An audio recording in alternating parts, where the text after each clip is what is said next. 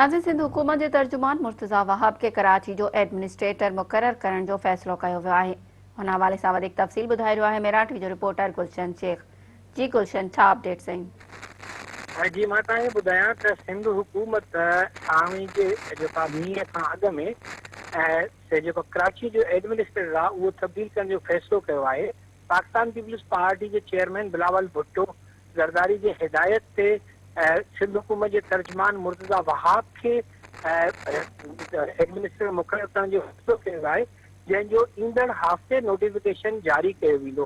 छाकाणि त हुनजे बरसाति जे करे जेका सूरत पैदा थींदी आहे उनखे बहितर करण लाइ सिंध हुकूमत चयो त बुर्जस्तो माण्हू खपे। इन जे करे मुर्तज़ा वहाब अॻु में ई कराची में बाग़नि जे हवाले सां, रोडनि जे हवाले सां ऐं तरक़ियाती रिथाउनि जे हवाले सां कमु करे रहियो आहे।